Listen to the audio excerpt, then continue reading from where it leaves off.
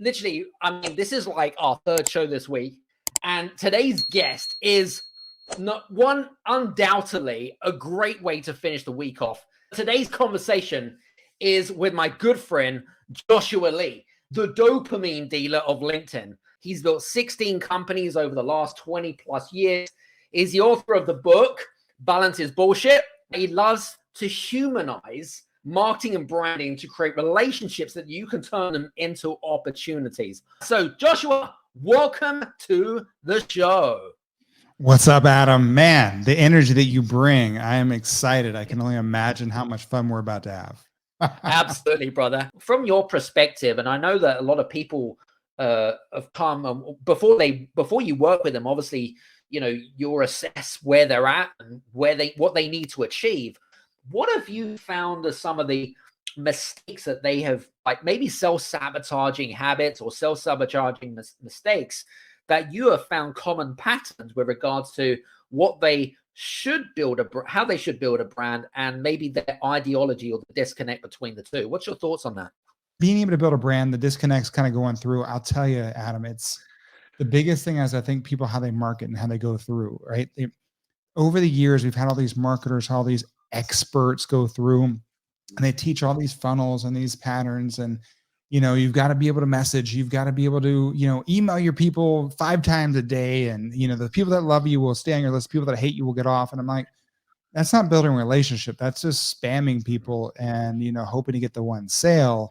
And I think this is the difference, right? Like we have to be able to kind of go back in. Is this what our parents taught us, how to be able to actually build a relationship, to build a connection with someone?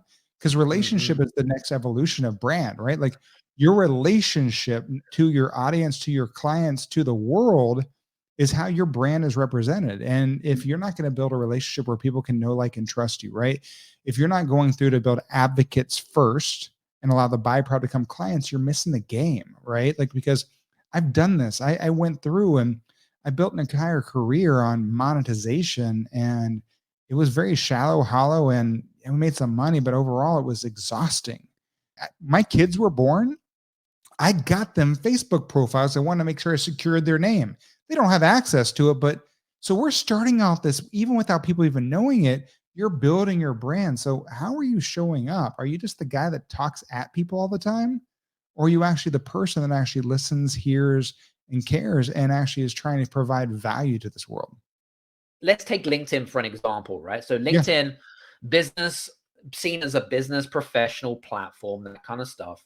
And I feel like there's this kind of psychological barrier from how people actually show up online to how they actually authentically be online. I don't know where this psychological barrier comes from. What do you think from your perspective are the psychological barriers, and how do you, if you saw a barrier, what advice would you give to that person? Here's the thing, Adam, and look, we've all dealt with it.